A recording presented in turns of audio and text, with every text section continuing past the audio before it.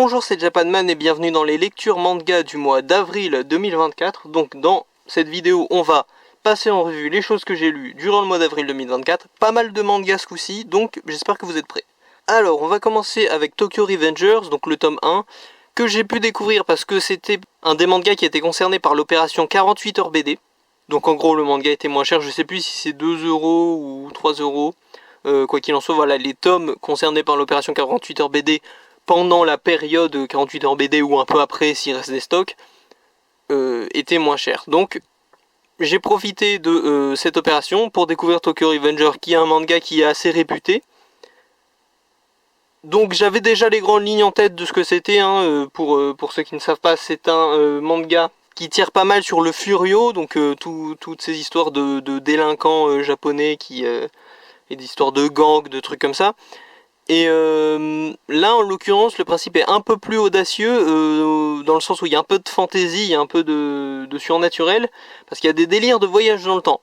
Alors c'est pas encore très précis dans ce tome 1 de comment ça marche, parce que voilà, je vais pas vous spoiler les petits retournements qu'il peut y avoir dans ce tome 1, parce que je me dis que bon, les 48 heures BD datent un peu là au moment où je tourne, mais il y a peut-être encore moyen que vous mettiez la main dessus, donc peut-être découvrez par vous-même, c'est assez intéressant, assez intriguant, mais c'est pas du simple voyage dans le temps, le fonctionnement est pas encore hyper clair dans ce tome 1. Donc voilà, je vais pas dire de bêtises, juste c'est une histoire donc de furio, donc de délinquants japonais et de voyage dans le temps, dans laquelle notre héros va devoir tenter globalement de sauver sa petite amie de l'époque, parce que je vous l'ai dit, il y a un délire de voyage dans le temps, voilà, je vais pas trop en dire. C'est assez connu, c'est assez réputé, donc si vous accrochez au premier tome, à mon avis, le reste vaut le coup aussi. Après bon, j'ai lu que le premier, moi, bien entendu. Donc voilà, Tokyo Revenger, petite découverte sympa, c'est toujours cool pour moi de pouvoir mettre des idées plus précises sur ces mangas très réputés. Et voilà, encore une fois, comme à mon habitude, j'ai envie de dire, si j'avais le budget, je serais tout à fait partant pour continuer. Mais bon, c'est pas vraiment le cas. Et il y a plein d'autres mangas en priorité avant. Puisqu'on est sur les 48 heures BD, on va enchaîner sur la même thématique avec Tengen Hero Wars tome 1. Donc lui aussi, je l'ai obtenu grâce à l'édition 48 heures BD moins chère. C'est toujours parfait pour découvrir encore une fois. Donc, Tengen Hero Wars, qu'est-ce que c'est? C'est l'histoire d'un gars fan d'histoire qui se retrouve transporté dans un monde où en gros il y a toutes les grandes figures historiques et tous les grands empires qui se livrent une guerre pour conquérir le territoire. Et lui va du coup être impliqué dans tout ça et probablement, grâce à ses connaissances très pointues en histoire, devenir la pièce maîtresse, je pense, de toute cette histoire. Enfin, en tout cas, voilà, c'est le protagoniste. Il y a fort à parier qui va avoir un gros rôle à jouer et être une des forces en présence dans cette guerre, quoi. Donc, petite série plutôt intrigante. Après, c'est pas mon style. Enfin, disons que les héros, c'est même pas des héros à vrai dire, c'est vraiment des personnages historiques. On n'est pas dans du Fate ou du truc comme ça où les personnages sont un peu réimaginés. Enfin, forcément un petit peu vu que c'est une fiction, il faut que les personnages soient intéressants. Mais ce que je veux dire, c'est que on est sur des persos assez terre à terre. On est sur une version relativement réaliste et basique des personnages. Voilà, vous voyez, il y a, je sais pas si c'est les représentations définitives ou si c'est juste pour illustrer. Mais genre là il y a Jules César sur la couverture. Bon, c'est Jules César, c'est pas un personnage haut en couleur, voilà, comme on pourrait en avoir dans du Fate ou dans d'autres trucs qui réutilisent des figures historiques. Donc voilà, peut-être un peu trop terre à terre, un peu trop premier degré pour moi, mais ça reste toujours une découverte sympa comme d'habitude, donc cool d'avoir mis un pied là-dedans et de voir un peu de quoi ça a l'air. Ensuite on enchaîne sur le tome 28 de Eden Zero. Alors, Eden Zero, ça devient vraiment compliqué de vous en parler, enfin surtout quand on parle de tomes précis comme ça, parce que c'est une série qui aime bien, vous le savez, redéfinir son statu quo. C'est arrivé à 2-3 reprises dans la série qu'il y ait des gros twists, des gros changements drastiques, et là pour le coup ça fait pas exception en fait. On est dans un gros changement drastique, le statu quo a changé il y a quelques tomes, et du coup, pour vous expliquer ce qu'ils sont en train de faire, pour vous donner une vague idée sans spoiler de ce qu'ils sont en train de faire, je suis obligé quand même de vous spoiler. Vous voyez ce que je veux dire? Je suis obligé de vous révéler un truc qui s'est passé. Donc, vous me direz, on est au tome 28. Donc, ceux qui sont encore en train d'écouter ce que je raconte sont probablement un minimum à jour ou un minimum dans le délire et voient un peu où on en est. Mais, voilà, j'ai toujours cette philosophie d'éviter de spoiler un maximum, on sait jamais. Donc, je vais pas pouvoir vous en parler en détail, juste Eden Zero ça avance, de ce que j'ai entendu c'est terminé ou en annonce de terminer au Japon, c'est-à-dire que le dernier tome, le prochain tome qui sortira au Japon je crois sera le dernier, donc voilà, c'est-à-dire qu'on s'approche de la fin mine de rien, parce que la France on n'a pas beaucoup de retard sur le Japon, sur Eden Zero, hein. Pika, comme j'ai dit dans la vidéo du mois d'avant, Pika, les séries de Mashima, ils sont au taquet, hein. T'inquiète pas que c'est un peu leur poule aux œufs d'or, donc voilà. Du coup, Eden Zero tome 28, très sympathique, on continue sur notre lancée, et je rentrerai pas dans les détails, vous savez pourquoi. On enchaîne avec Glouton et Dragon tome 1 et 2, donc vous voyez les prix 3€ le tome, c'est une œuvre découverte, c'est plutôt sympa, surtout que ça concerne les deux premiers tomes, donc c'est d'autant plus intéressant qu'on peut se faire une meilleure idée de la série.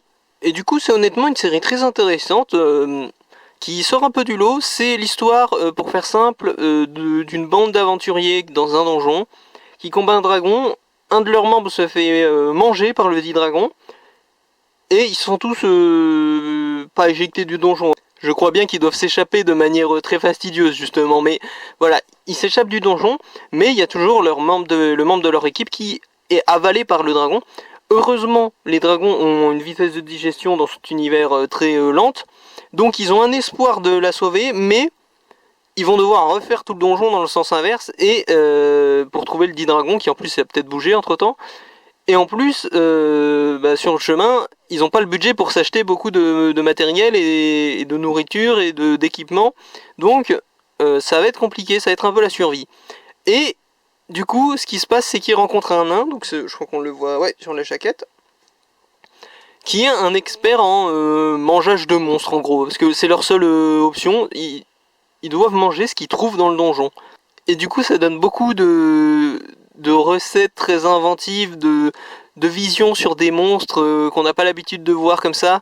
Et c'est très intéressant comme concept. Ça me rappelle un peu dans l'idée Interspecies Reviewers, parce qu'en gros, on est un peu dans cette même idée de nous montrer des monstres de fantasy habituels sous un angle inhabituel, et du coup de nous faire penser un peu à comment fonctionne cette espèce, etc.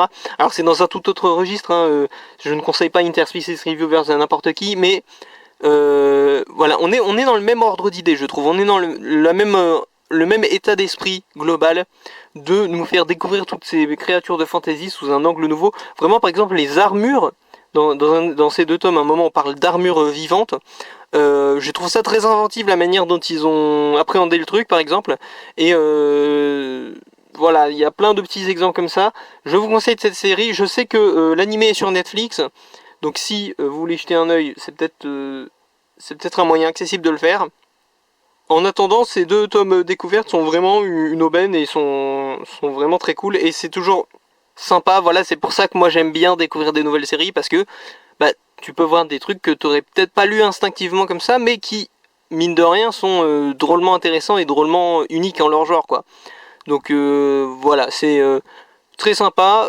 Est-ce que ça donne faim? Ça dépend des chapitres, je dirais.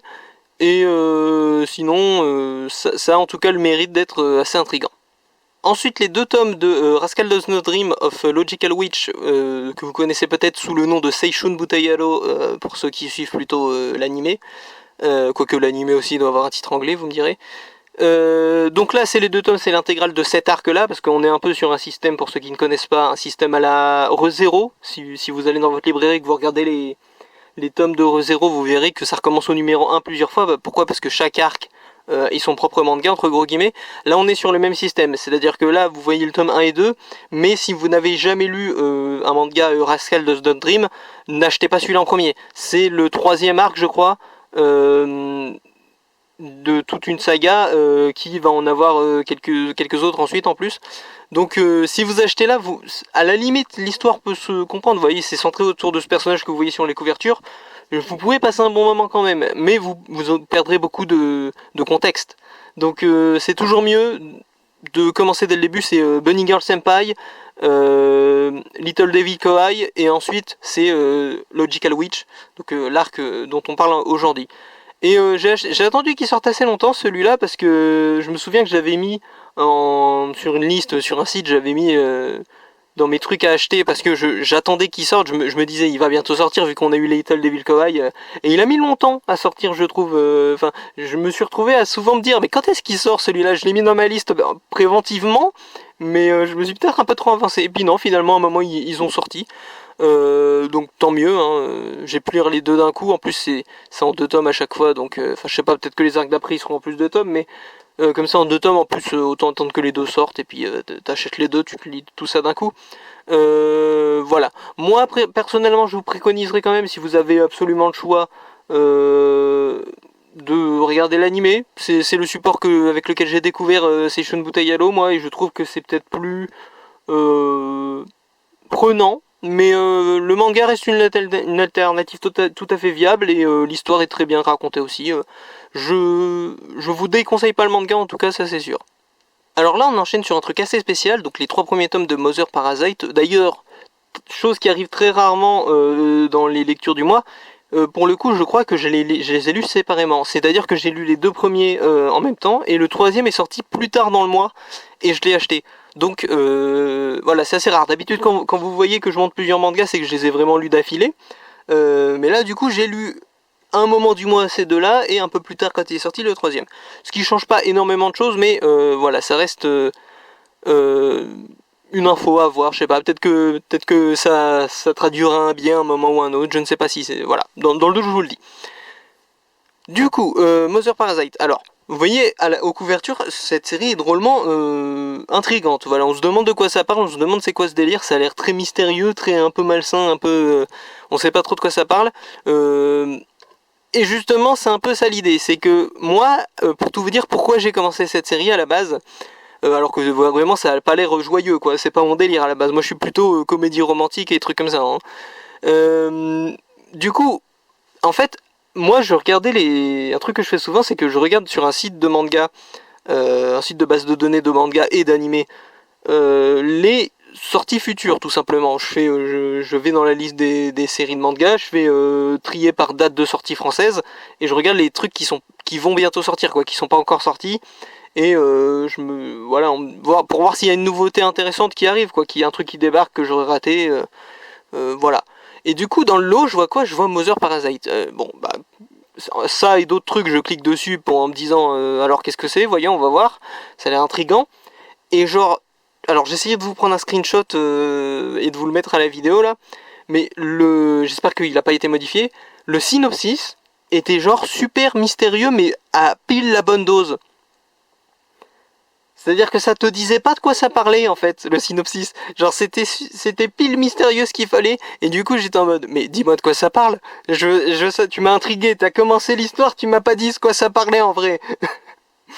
Voilà, donc du coup j'étais le synopsis d'un site de base de données m'avait accroché en fait. À ce moment-là, j'étais en mode je suis curieux maintenant, tu m'as attiré, tu m'as attrapé là dans ton histoire. Dis-moi ce qui se passe concrètement. Je ne sais toujours pas de quoi ça parle, mais ça a l'air intriguant. Il y a une histoire de secret un peu bizarre, on sait pas trop. Du coup, à ce moment-là, je me suis intéressé à la série, et je me suis dit ah, le jour où je tombe sur un tome, peut-être que je me laisse tenter. Au final, pour des raisons de budget, etc., ça s'est pas vraiment fait. J'ai pas vraiment commencé la série. Mais un de ces jours, j'avais un peu plus de budget, je suis tombé sur les tomes. Je me suis dit, tu sais quoi, allez vas-y, fais-toi avoir par le marketing involontaire, parce que c'est même pas l'éditeur, c'est vraiment le synopsis du site. Après, peut-être que ça a été repris d'un synopsis officiel, mais vraiment genre voilà. Et du coup, je me suis laissé tenter, j'ai commencé la série. Et c'était en effet très mystérieux, et je comprends que ça soit sur un axe mystérieux et tout ça, parce que en gros c'est une série qui joue beaucoup avec tes nerfs, et qui flirte pas mal avec le malsain, et souvent tu te dis que ça va partir en cacahuète, ça va partir beaucoup trop loin, et là où je le trouve très malin ce manga, c'est qu'il arrive à jouer avec ça et à te redonner des petites notes d'espoir. Mais vu l'ambiance que le manga a eu jusqu'ici, j'ai vraiment l'impression que ces notes d'espoir vont se transformer en désespoir à un moment ou à un autre de l'intrigue, et que ça va fluctuer comme ça, et j'ai l'impression que ça peut être vraiment très très cool comme série en termes de montagne russe, au niveau de l'ambiance et du stress que tu ressens. Parce qu'en fait, le personnage principal, pour tout vous dire, c'est plus ou moins le méchant de l'histoire en vrai. Et Et je trouve ça dingue. Et vraiment par moments c'est un peu dur comme histoire je trouve, hein. Surtout émotionnellement. Alors je vous ai pas dit de quoi ça parle encore. Est-ce que je vous le dis ou pas? Je sais pas, parce que moi c'est un peu le mystère justement qui m'avait fait commencer. Après c'est assez particulier, je vais quand même vous le dire parce que voilà, à part si la curiosité vous a un peu mis dans le truc comme moi, je pense que vous commencerez pas comme ça sur un coup de tête. En gros, c'est l'histoire d'un type qui est lui là, l'espèce d'écolier, je sais plus s'il est au collège ou au lycée. Et en gros, il a un délire comme quoi il change de mère à chaque fois en fait. Euh, et il a un petit carnet genre où il prend des notes, il fait des stats, voilà. Et si elle est pas parfaite, il la dégage, il trouve un stratagème pour la dégager et pour en chercher une autre qui est mieux. Et en gros, c'est ça l'histoire, quoi. Il va essayer de dégager sa mère et d'en produire une nouvelle avec des stratagèmes plus ou moins moraux, pas du tout moraux en fait. Et voilà, c'est très malsain du coup dans l'idée comme concept. Le personnage est assez vite détestable, je trouve, tout en n'étant pas foncièrement mauvais. Enfin, genre il fait pas ça parce qu'il aime bien être méchant, il fait juste ça parce qu'il est zarbi en fait. Et mais il est très vite détestable, vraiment genre s'il meurt dans le tome 4, moi ça me va. Franchement, si l'histoire s'arrête au tome 4 et que le gars il meurt, ça me va. Parce que tu sens la torture morale qui va arriver dans la suite de la série si ça y va crescendo. Il y a déjà des moments assez durs et ça part déjà pas mal en cacahuète, vraiment. Donc je le conseille vraiment pas à tout le monde cette série, mais le côté montagne russe émotionnel où à un moment tu te dis mais non ça va trop loin là, ça va trop loin, puis petite touche d'espoir quand même parce qu'il y a un personnage positif à un moment qui arrive dans ces 3 tomes, je vous en dis pas plus. Et du coup tu dis ah il y a peut-être moyen quand même qu'il soit mis en échec, etc. Mais je sens qu'avec le ton de la série ça va pas finir bien. Vous voyez, c'est pas une série qui finit bien, ça, c'est une série qui finit à la limite en fin douce amère, vous voyez. Genre c'est presque un méchant de film, c'est presque un méchant de film d'horreur en fait ce personnage, dans le sens où à la fin euh, si le gars il est neutralisé, c'est déjà une bonne fin même s'il y a plein de gens qui ont souffert en chemin. Vous voyez ce que je veux dire? Tu peux pas espérer une bonne fin où tout le monde est heureux à la fin. Il n'y a pas de rédemption à mon avis dans cette histoire, hein. Ça va vraiment mal finir, hein, quoi qu'il arrive. Ou finir bien mais après beaucoup de mal. Donc je suis curieux de voir où ça va parce que l'histoire de base est assez stressante, mais le fait que l'auteur soit assez malin pour te remettre des touches d'espoir et des trucs comme ça, alors ça promet une dégringolade d'autant plus fulgurante encore plus loin dans la série, mais si ça arrive à bien jouer sur le contraste entre quand vraiment tu trouves que ça va trop loin et quand tu trouves que ça s'améliore un peu, il y a peut-être moyen que ce soit une série vraiment palpitante à suivre. Un peu dérangeante mais palpitante quand même. Donc je garde un œil là-dessus. Je vois aussi un monde où ça peut très vite dégénérer et juste devenir too much. Donc voilà, on se méfie quand même, mais trouvaille assez intrigante et du coup j'ai eu raison d'être intrigué parce que c'est unique en tout cas. Voilà, c'est pas, on voit pas ça tous les jours. Donc si vous aimez bien les trucs un peu psychologiques, un peu tordus, tentez le coup. Mais sachez que ça peut être dur émotionnellement quand même. Alors on enchaîne sur un truc quand même plus léger, Harry Fureta Origins tome 6. Donc Harry Fureta Origins, le spin-off de Harry Fureta qui se passe dans le passé et qui suit les personnages en toile de fond, on va dire. C'est des personnages qui n'apparaissent pas directement mais qui ont eu un rôle à jouer indirectement dans l'intrigue de Harry Fureta. Et là, en gros, on est sur le tome 6. Donc le tome 6, on est toujours un peu dans cet arc pirate, tout ça. J'entre pas dans les détails pour pas spoiler comme d'habitude. Mais on s'approche de la fin. Ça a été une petite surprise. Parce que là, au moment où j'enregistre, donc un peu en retard comme d'habitude, hein, j'ai déjà le tome 7 qui est dans ma pile de lecture.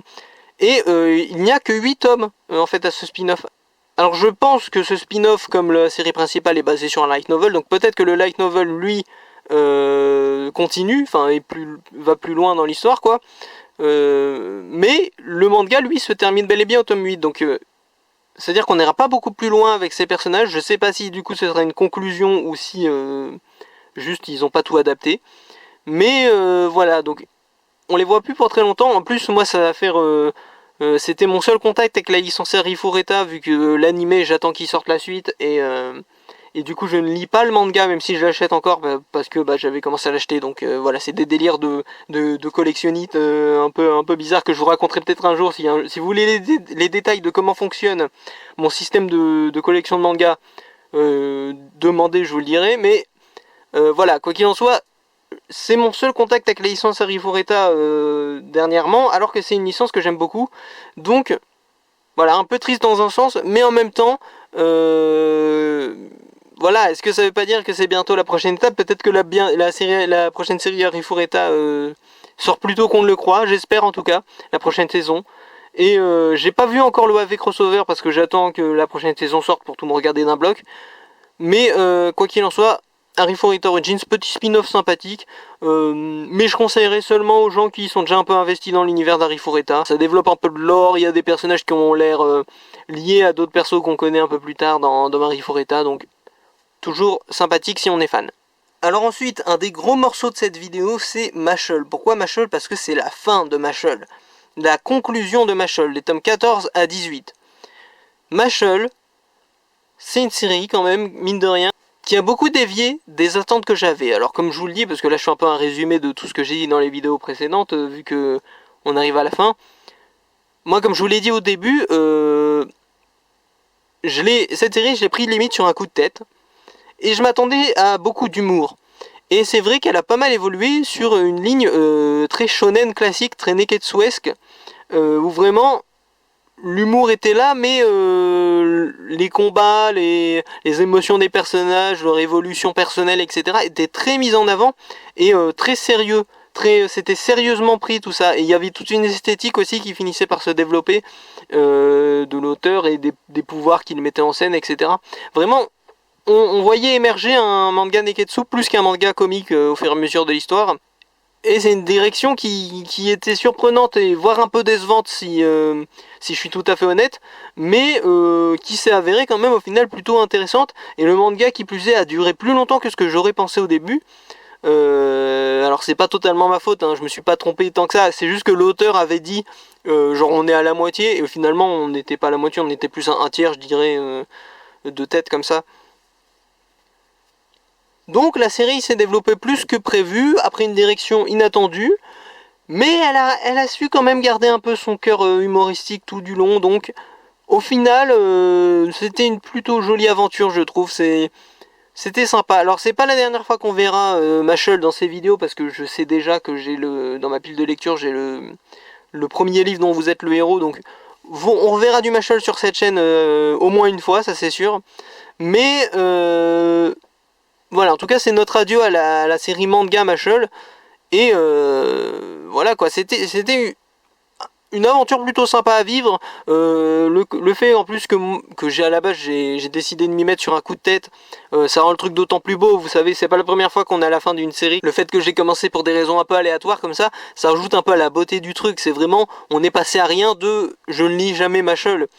Et du coup on est plutôt allé là sur j'ai lu tout Mashle, et c'est beau dans un sens. Voilà, c'est tout un parcours que j'aurais pas eu si j'avais pas sur ce coup de tête décidé que en voyant les yeux de Mashle sur une pub, et c'est véridique, c'est vraiment ça, c'est genre j'ai vu le regard de Mashle sur la pub, j'ai eu une vibe, j'ai eu un truc, je me suis dit et si c'était pas mon délire finalement. Et du coup voilà, le fait que ce soit un peu aléatoire, la raison pour laquelle j'ai décidé de m'y mettre, ça rajoute au côté aboutissement inattendu.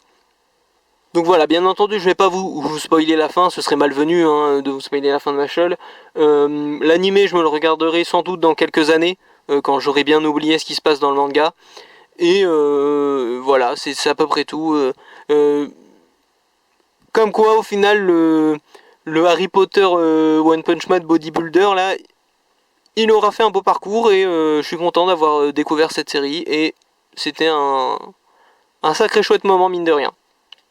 Alors ensuite, One Piece, tome 107, donc comme d'habitude One Piece, on est très hermétique niveau spoil, ne vous en faites pas si vous êtes nouveau sur la chaîne, je ne dirai rien. Rien du tout. One Piece, je dis vraiment rien. Il n'y a pas de on est dans tel arc, machin. Enfin si, je peux vous dire l'arc, le nom de l'arc. Je peux vous dire le nom de l'arc. C'est le maximum que je vous spoilerai sur One Piece. Vous en faites pas. Voilà, moi je déteste les gens qui spoilent One Piece, et je ne veux pas en être un. Donc, ce tome 107, toujours dans l'arc Egghead, je crois qu'il s'appelle, qui, voilà, comme je l'ai dit dans la vidéo la dernière fois qu'on a parlé de One Piece, j'ai espoir que cet arc soit le nouveau Marineford, le nouveau Water 7, enfin vous voyez, qu'on revienne dans l'âge d'or de One Piece un petit peu, vous voyez ce que je veux dire? Et voilà, le début de l'arc pour l'instant m'a plutôt mis sur cette piste là, qu'on serait peut-être sur un retour de l'âge d'or de One Piece. J'ai rien détesté hein, sur One Piece, mais il y a des moments que je trouve plus faibles que d'autres, surtout après l'ellipse. Donc, toujours génial de voir un petit retour aux sources comme ça, un gros développement de l'univers, etc. Et cet arc, vraiment, j'y place beaucoup d'espoir et beaucoup d'attentes, et pour l'instant c'est plutôt récompensé, donc un arc que je surveille de très près. Voilà, donc comme je peux pas spoiler, on va pas non plus y en parler pendant des heures, juste vite fait, je place que c'est bien entendu la version brillante, hein, donc premier tirage, etc. Vous allez voir que dans quelques années, il y a des gens qui vont vous faire croire que c'est ultra collector, alors que bon, si le premier tirage dans tous les magasins il est brillant, c'est qu'il y en a des tonnes de tomes brillants, faut pas faire genre. En plus c'est One Piece, ça doit être une des séries les plus imprimées, un des mangas les plus imprimés en premier tirage, donc vraiment il y a aucun monde où c'est méga rare le tome 107 qui brille, hein. Mais vous allez voir que dans 2 ans, il va y avoir des gens qui ont rien compris, qui vont faire genre c'est ultra collector. Et je parle d'expérience parce que souvenez-vous des tomes, je crois que c'était pour les 20 ans ou les 25 ans, je sais plus. Souvenez-vous des tomes qui pareil étaient brillants avec des jaquettes alternatives pour l'anniversaire de One Piece et qu'on retrouvait 2 ans plus tard. T'avais des gens, je voyais sur YouTube, qui étaient en mode regardez cette version ultra rare de One Piece machin, qui est de collector machin. Puis moi je suis là, mais tu sais que ça coûtait genre le même prix qu'un manga normal. Ça coûtait genre c'était pas une version collector en fait. Et les gens ils savaient pas. Les gens ils pensaient que c'était ultra rare, ultra cher, méga collector à la base. Alors que non. Mais bon. À la limite, voilà, c'est l'offre et la demande. Hein. S'il y a beaucoup de gens qui pensent que ça vaut cher, ça vaudra cher. Hein, écoutez. Et puis après je peux comprendre. Imaginons un collectionneur de One Piece, mais qui a pas pu l'avoir et qui un jour décide de remédier à ça. C'est vrai que vu que tu peux plus la trouver dans le commerce, je peux comprendre que ce soit un petit peu plus cher. Mais si ça coûte 2 fois le prix juste parce que ça brille, franchement, bon. Voilà, après c'est pas moi qui fais le marché de l'occasion, hein, mais vous voyez un peu le problème que j'ai. Même si c'est pas un vrai problème, parce que moi je l'ai déjà le tome de toute façon, mais bon voilà. Quoi qu'il en soit, moi je fais toujours en sorte d'acheter la version brillante parce que bah j'ai un peu l'âme du collectionneur quand même, donc autant prendre la première édition brillante. C'est toujours un petit plus, un petit truc sympa. Alors ensuite, le tome 12 de Rent a Girlfriend. Alors ça c'est très intéressant, pourquoi? Parce que comme vous le voyez sur la couverture, c'est ce personnage-là, dont j'ai malheureusement oublié le nom, désolé, qui est au centre de l'intrigue de ce tome-là. Et du coup, ça répond un peu... Enfin, ça fait un début de réponse à une question que je me posais beaucoup. C'est à quel point ce personnage-là serait central, à quel point il ferait partie, entre gros guillemets, du harem du héros. Parce que, en fait, le truc c'est que ce personnage-là a un spin-off dédié. Rent a Girlfriend. Alors j'ai pas encore lu, j'ai les tomes mais je les ai pas encore lus parce que je me suis renseigné et je vais attendre d'être arrivé à un certain point de Rent a Girlfriend tout court avant de m'y mettre à Rent a Girlfriend. Mais du coup la question que je me posais c'était fatalement, si elle a son propre spin-off, est-ce que ça veut dire que c'est un personnage secondaire dans Rent a Girlfriend tout court? Est-ce que voilà, parce qu'elle est présentée dans tous les artworks et les trucs comme ça comme un des personnages principaux, mais le fait qu'elle ait son propre spin-off qui a priori soit décorrélé de... Enfin c'est un spin-off quoi, donc ça doit pas trop influencer l'intrigue principale, me faisait dire que peut-être c'est un personnage plus secondaire que ce qu'on pensait. Et le fait qu'elle n'ait pas encore beaucoup... voilà, elle n'était pas encore intervenue beaucoup dans l'intrigue, me laissait penser que c'était peut-être vraiment un personnage secondaire. Mais là, elle a plus d'importance, donc peut-être qu'à terme, ce sera quand même un personnage principal. Et en plus de ça, on développe aussi pas mal la relation centrale, bien sûr, celle entre... alors j'ai toujours pas les noms, désolé. Celle entre le protagoniste et la fille principale, quoi, la fille à l'origine de toute l'histoire. Et c'est développé de manière très mature, très mignonne, je trouve, pour le moment. Donc franchement, c'est une série qui, au début, j'avais quelques doutes, mais qui a réussi vraiment à gagner mon affection. Et voilà, j'ai toujours un peu de réticence. Enfin, je me demande... si ça va dégénérer, parce que je sais qu'il y a beaucoup de backlash sur Rent a Girlfriend sur les réseaux, comme quoi l'auteur fait n'importe quoi, donc voilà, un petit peu, j'attends un peu ça, voir ce qui va arriver, mais moi pour l'instant la série me plaît vraiment bien, et je suis content de voir que ça évolue positivement. Ensuite, Tonikaku Kawaii, tome 5, donc toujours les tranches de vie de nos personnages préférés, NASA et j'ai oublié son nom, oui désolé, j'ai vraiment pas les mémoires des noms, et on les voit toujours vivre leur petite vie tranquille. Ça reste un manga très tranche de vie pour le moment, ce qui est pas pour ne me déranger plus que ça. Je sais qu'Ayate no Gotoku, qui est vraiment l'œuvre qui m'a marqué dans la carrière de l'auteur, peut devenir très loufoque par moment et au bout d'un moment. Donc voilà, si Tonikaku Kawaii veut prendre plus son temps, c'est pas grave. Je me doute que l'auteur va retomber entre gros guillemets dans ses travers, même si c'est pas des travers, mais vous voyez ce que je veux dire. Je sens que ça va partir en cacahuète à un moment et que ça va devenir de plus en plus délirant au fur et à mesure qu'on introduit des personnages secondaires et des trucs comme ça. D'autant que je suis à peu près sûr que ça se passe dans l'univers de Hayate no Gotoku. Donc voilà, il y a totalement moyen que ça parte en cacahuète. Quoi qu'il en soit, même en tant que tranche de vie, même si ça reste une tranche de vie à ce niveau-là tout le long, ça restera une histoire tout à fait mignonne et tout à fait sympathique à suivre. Voilà, mais moi je sens, ça se sent, c'est très clair qu'il y a un mystère un peu sur les origines de la fille précise, etc. Sans doute un truc à voir en rapport avec la lune. Et je sais que ça va partir à un moment dans des délires un peu plus profonds, un peu plus ou un peu plus loufoque. Probablement les deux quand on connaît l'auteur. Vraiment, Hayate no Gotoku, une œuvre géniale ici. Si vous ne connaissez pas, c'est une petite pépite de l'humour et c'est une série qui dure 52 tomes, je crois. Donc, vous avez de quoi faire si vous ne connaissez pas Hayate no Gotoku, je vous le conseille ardemment.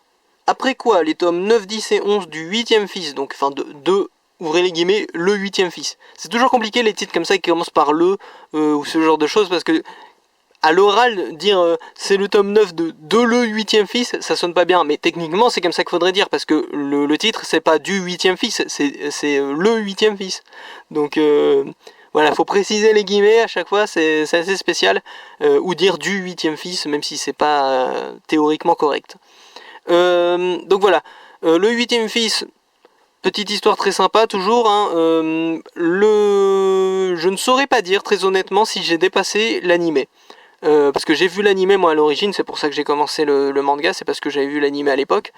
Et mes souvenirs sont trop flous en fait, à vrai dire, pour savoir si oui ou non j'ai dépassé l'animé. Ce qui n'est pas une mauvaise chose, hein. Moi je cherche volontairement à oublier un maximum quand je regarde un animé, parce que je sais que le manga m'attend quelque part et que dans quelques années je pourrais en profiter.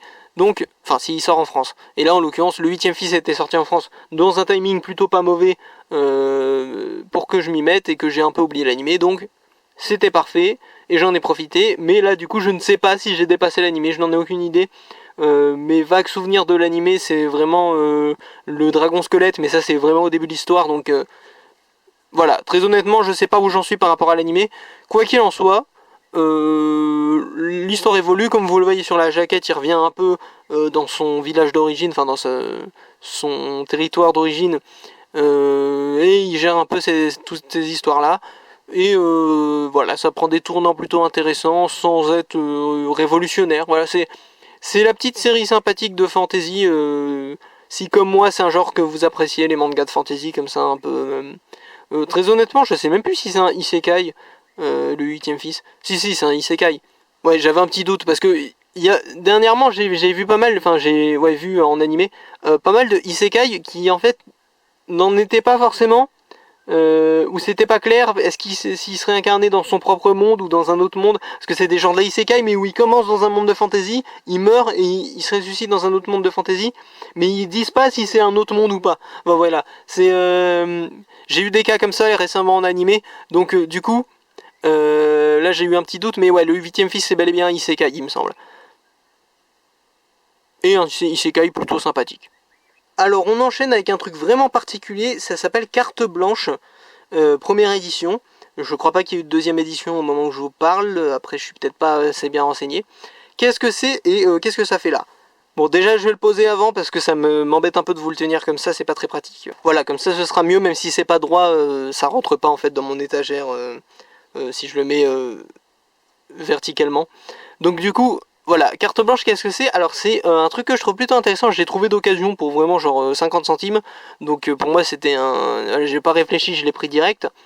C'est genre une sorte de publication de manga amateur faite par une ville. Donc c'est une ville, enfin genre un club dans une ville ou un truc comme ça. Je suis désolé, j'ai plus les détails en tête, je l'ai eu il y a quelques mois, j'ai mis du temps à faire cette vidéo. C'est la ville d'Amiens qui est concernée précisément, c'est ça. Je suis allé vérifier pour pas dire de bêtises. Donc voilà, un club de dessin ou je ne sais quoi de la ville d'Amiens a lancé ça et je trouve que c'est plutôt intéressant. Je crois qu'il y a eu un financement participatif à un moment dans l'histoire. Je m'étais un peu renseigné mais j'ai plus tout en tête. Et donc il y a une petite poignée d'histoires amateurs comme ça. Alors j'hésite à toutes vous les présenter une par une parce qu'en vrai il y aurait des trucs à dire. Et en même temps, est-ce que c'est pas un peu vain? Enfin voilà, bon. En gros, on va rester global parce que voilà, en plus, j'ai pas envie de tirer sur un auteur amateur qui a rien demandé dans une vidéo parce que voilà, c'est des francophones et en plus, c'est des francophones amateurs donc. Je dirais qu'il y a beaucoup plus de chances qu'ils tombent sur cette vidéo au sens où, vous voyez, imaginons que l'auteur de One Piece parle français, des gens qui parlent de One Piece, il y en a H24. Donc même si Shiroda parlait français, il n'y a pas beaucoup de chances qu'il tombe sur ce que je vais dire. Je pense pas que les auteurs de carte blanche on parle souvent d'eux. Donc si il y a moyen qu'ils tombent sur cette vidéo par le hasard des algorithmes et que ça attire leur attention. Donc je veux pas paraître désagréable auprès de qui que ce soit. Non pas que j'avais prévu d'être désagréable, hein, je dis pas ça. C'est juste que forcément vu que c'est des histoires amateurs, j'aurais eu des critiques plus ou moins constructives à faire sur à peu près toutes les histoires. Mais bon, on va rester sur, au global, le fait que ce soit des histoires généralement très personnelles et assez introspectives, ou alors très conventionnelles et shonen un peu classiques, voilà. Rien de mal à ça, franchement. Alors même si j'avoue que les trucs un peu introspectifs, un peu self-insert, tout ça, moi ça peut me mettre un peu mal à l'aise, mais voilà, je regrette pas d'avoir lu comme, non, je regrette pas d'avoir découvert non plus. C'est plutôt intéressant, mine de rien, de voir des trucs amateurs comme ça imprimés sur du papier. On n'a pas souvent l'occasion, malheureusement. Et je sais que c'est très dur de faire un manga ou une BD. Je sais pas, je crois pas que ce livre ait spécialement l'ambition d'ailleurs de faire du manga. Mais le fait est que vu que c'est en noir et blanc et que la plupart des gens ont des clairs influences manga, ça se voit sur la jaquette je pense, et ben du coup c'est assez clairement un recueil de manga à vrai dire. D'ailleurs, oui, petite anecdote, je sais que j'ai dit que je voulais pointer personne du doigt, mais je crois, alors de mémoire, qu'il y en a genre un seul, qui a mal compris le délire, mais sur la couverture. Franchement, je saurais plus vous dire qui, hein. Mais genre, je crois que sur la jaquette, là, c'est tous des personnages des mangas, sauf un qui a mis son persona d'artiste, quoi, vous voyez. Donc voilà, ça c'est un petit détail qui me fait un peu rire. Je sais même plus qui c'est, donc je peux pas pointer du doigt de toute façon. Mais petit détail amusant. Donc voilà, si vous voulez découvrir ça, je sais vraiment pas où c'est disponible. Moi j'ai trouvé d'occasion sur un coup de chance. C'était même pas au rayon manga, c'était au rayon BD. D'ailleurs je sais pas s'il y a énormément d'exemplaires en circulation. Donc peut-être même que la personne qui a revendu son exemplaire et que moi j'ai racheté ensuite... saura que ça vient d'elle, j'en sais rien. Donc voilà, quoi qu'il en soit, c'est franchement, oui parce que là j'ai baragouiné, j'ai rien dit de bien d'intéressant. Franchement, le concept me plaît beaucoup. Le fait de prendre des auteurs amateurs dans une ville comme ça et de dire allez-y, on vous laisse carte blanche, justement c'est le principe, et vous faites un chapitre ou une histoire courte qu'on va pouvoir publier en groupe comme ça, je trouve le délire très malin, très intéressant, et c'est un peu triste, je trouve que ça n'avait pas l'air d'avoir tant marché que ça. Alors je dis ça parce qu'en fait je l'ai acheté à 50 centimes, donc du coup ça donne pas l'impression d'un truc hyper populaire quoi, vous voyez ce que je veux dire. C'est à mon avis, ils savaient vraiment pas ce que c'était les gens du magasin d'occasion où je l'ai acheté. Donc voilà, un peu dommage que ça n'avait pas l'air d'avoir fait tant de bruit que ça, j'en avais jamais entendu parler avant de tomber par hasard dessus. Mais concept très très cool, perso j'encourage totalement. Je suis totalement pour, et si j'ai la chance de tomber sur peut-être une deuxième édition, etc., je pense que j'achèterai. Mais voilà, c'est pas le genre de truc qui se trouve dans le commerce, donc c'est pas très simple pour moi de mettre la main sur les éventuelles futures éditions. Quoi qu'il en soit, carte blanche, le concept est sympa. Pour le coup, je pense que j'ai fait découvrir un truc à pas mal de monde, mais malheureusement, je vais pas rentrer dans le détail de chaque histoire, donc c'est pas très substantiel non plus comme avis, mais voilà, j'espère que la découverte en soi en a éclairé certains. On enchaîne avec le quotidien d'une épée maudite, tome 6, donc le quotidien d'une épée maudite, encore une fois, vrai coup de cœur pour moi. Ça, je pense qu'à terme, ça va vraiment rentrer dans mes séries cultes, dans mes mangas cultes. C'est très drôle, les personnages, on s'y attache super vite, j'adore les dynamiques entre les personnages, j'adore les gags, ça joue beaucoup sur les running gags, mais ça arrive à pas être saoulant, vraiment c'est une vraie pépite, et j'envisage même sérieusement, parce que en fait, quand je collectionnais les cartes Mana Books, j'ai dû acheter le tome 2 de Elden Ring, le manga, qui est par le même dessinateur, et le même auteur je pense du coup. Du coup, j'envisageais de m'acheter le tome 1 du manga Elden Ring, histoire de pouvoir au moins les lire, si ce n'est tous, au moins le début, quoi.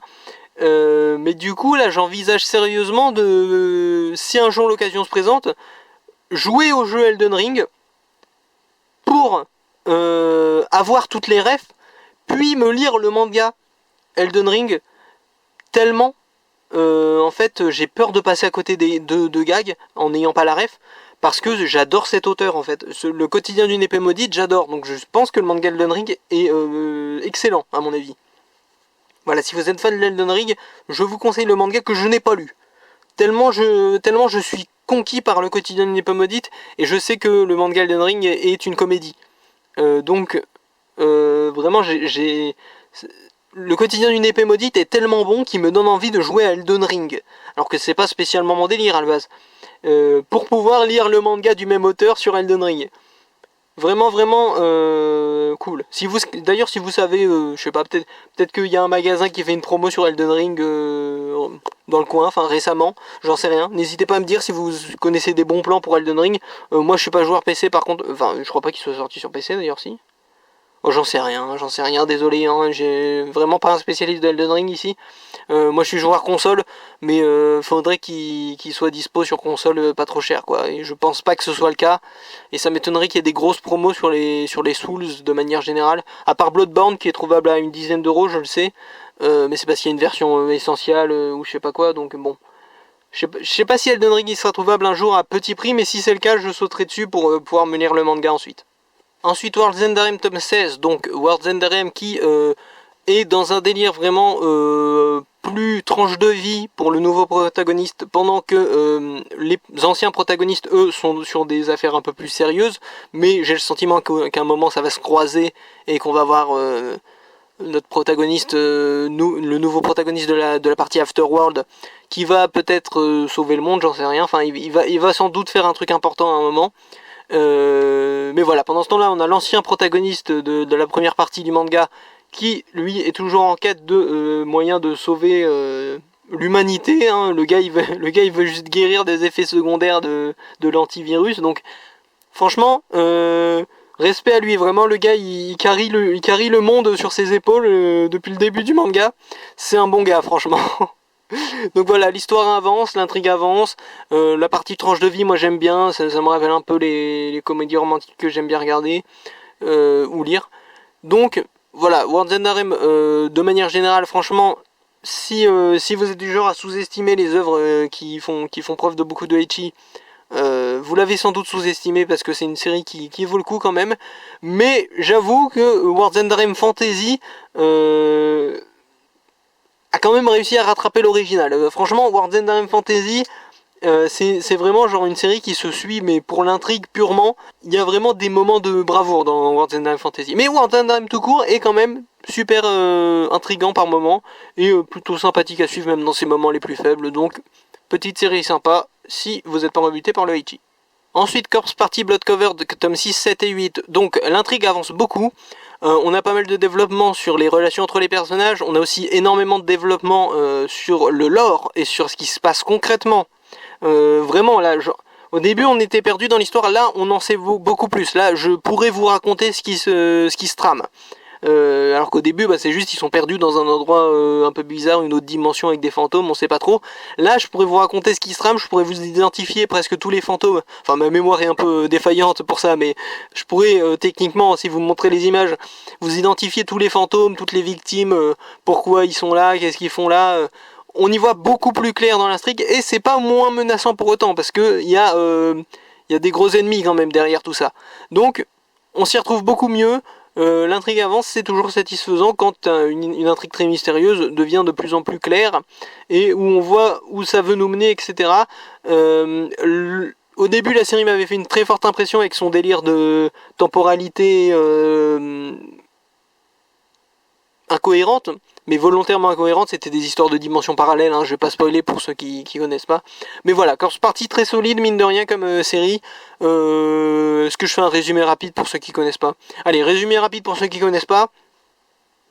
C'est en gros une bande d'amis dans une classe qui fait une sorte de jeu d'amitié, une serment d'amitié machin, un peu surnaturel, un peu, comment dit-on, un peu superstitieux, enfin ça c'est une sorte de jeu de serment d'amitié. Et du coup ils font le truc un peu mal et ils se retrouvent tous téléportés dans une version maléfique de leur école où il y a des fantômes, des trucs comme ça, mais ils comprennent pas ce qui se passe, il y en a qui peut-être vont mourir, peut-être vont pas mourir, je vous dis pas. Et voilà, c'est ça, c'est une histoire d'horreur, de mystère et d'amitié, je suppose. Et c'est plutôt intriguant et il y a des moments de bravoure, donc je vous le conseille surtout si vous aimez bien tout ce qui est un peu fantôme, etc. Et pour conclure, on a Konosuba, Sois béni mon merveilleux, donc le tome 15. Konosuba qui continue d'avancer inlassablement. Bon, du coup, moi, ça m'arrange pas forcément vis-à-vis de l'animé, parce qu'il y a tout un délire, comme quoi j'avais commencé avec l'animé, puis je me suis mis au manga, mais ensuite l'animé a repris, donc du coup je me sentais un peu bête et je savais pas trop sur quel pied danser. Et au final, vu que le manga a dépassé là où j'en étais dans l'animé, je suis un peu passé sur le manga par défaut. Donc du coup, d'une manière un peu spéciale, moi ça m'arrangerait que le manga se termine bientôt. Mais dans les faits, le manga est très sympathique à suivre, donc j'ai pas spécialement envie en vrai que ça se termine bientôt. Vous voyez c'est un peu un paradoxe bizarroïde, mais Konosuba, toujours très sympa, toujours très rigolo. Moi j'adore le fait que les personnages évoluent et que les relations entre les personnages... ça sent qu'ils se connaissent en fait au bout d'un moment, et je trouve ça cool de voir que ça évolue et que c'est... Ils restent pas juste sur leur running gag, ils évoluent quoi. Et moi j'aime bien voir les relations des personnages évoluer de manière générale, mais d'autant plus quand il y a une petite intrigue romantique, enfin il y a un petit fond romantique, un petit fond un peu ambigu derrière. Donc toujours sympa. Konosuba, plutôt solide quand même comme série, même une fois la découverte passée. Alors là c'est la séquence coup de cœur du mois, mais je vous avoue que sur le coup je ne sais pas. J'en sais rien, je sais pas qui je veux mettre en coup de cœur du mois.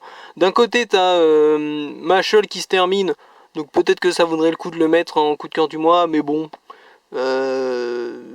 c'était bien Mashle, hein, mais là en fait vu que je suis 2 mois plus tard, je suis un peu l'espèce de nostalgie un peu qui te prend quand tu termines une série, mais un peu retombé, et je me sens pas de le mettre en coup de cœur du mois spécialement. Glouton et Dragon c'était une découverte plutôt cool, mais pareil je me sens pas spécialement de le mettre en coup de cœur du mois. Mother Parasite, c'est un peu ambigu parce qu'en même temps c'est un manga qui est un peu angoissant, mais ça a quand même fait une...